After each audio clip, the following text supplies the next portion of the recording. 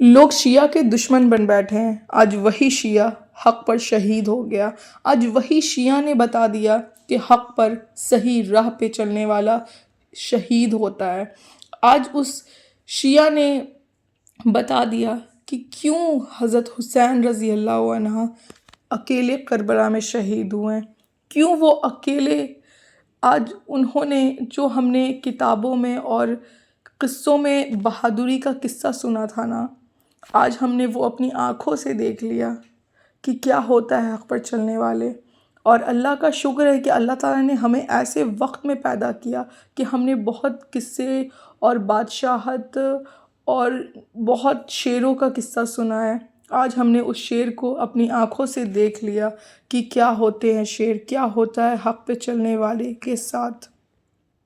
تو دنیا کا ایک سب سے پاورفل لیڈر، 36 سال تک ایک ملک پر حکومت کرنے والا شخص اور مڈل ایسٹ کی سیاست کا سب سے بڑا نام، آج ہسٹری کا حصہ بن چکا ہے۔ ایران کے سپریم لیڈر آیت اللہ علی خامنی کی موت نے پوری دنیا کو ہلا دیا۔ آخر کیا ہوا اور اب مڈل ایسٹ کا کیا فیوچر ہوگا؟ کون تھے یہ خامنی؟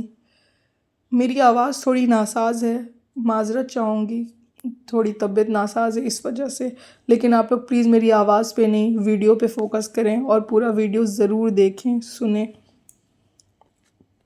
علی خامنی صرف ایک پولیٹیکل لیڈر نہیں تھے، وہ ایران کے سب سے پاورفل انسان تھے۔ 1989 میں انہوں نے لیڈرشپ سنبھالی تھی جب آیت اللہ روح اللہ خامنی کا انتقال ہوا تھا۔ اس کے بعد military decision, foreign policy, nuclear programme, regional alliances, سب پر فائنل ڈیسیژن ان کا ہوتا تھا۔ ان کا انفلوئنس صرف ایران تک لیمیٹڈ نہیں تھا، پورے مڈل ایسٹ تک پھیلا ہوا تھا۔ رپورٹس کے مطابق فروری 2026 میں ہوئے میسو ملٹری اسٹرائکس کے بعد ایرانین اسٹیٹ میڈیا نے آفیشلی کنفرم کر دیا کہ خامنی جو ہے نا اب شہید ہو چکے ہیں، اس دنیا میں نہیں ہیں۔ ان کی ڈیتھ کے بعد، ان کی شہادت کے بعد ایران میں 40 دن کا نیشنل مارننگ اناؤنس کیا گیا ہے۔ یہ ایونٹ مڈل ایسٹ ہسٹری کا سب سے بڑا پولیٹیکل موومنٹس میں سے ایک مانا جا رہا ہے۔ ان کی ڈیتھ کے بعد جو ہے نا، ان کی شہادت کے بعد گلوبل لیڈرز نے ایمرجنسی میٹنگز بلائی۔ مڈل ایسٹ میں ٹینشن اور بڑھ گیا، مارکیٹس اور آئل پرائسز پر امپیکٹ دیکھا گیا، وار ایسکلیشن کا ڈر جو ہے وہ بڑھنے لگا ہے۔ ایکسپرٹس کہہ رہے ہیں کہ اب ایران کے لیڈرشپ کا فیوچر انسرٹین ہے۔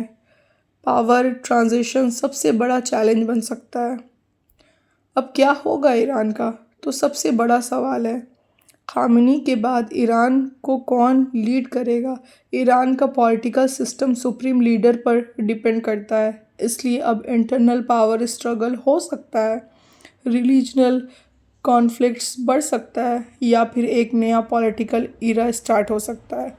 مڈل ایسٹ کا بیلنس کمپلیٹلی چینج ہو سکتا ہے۔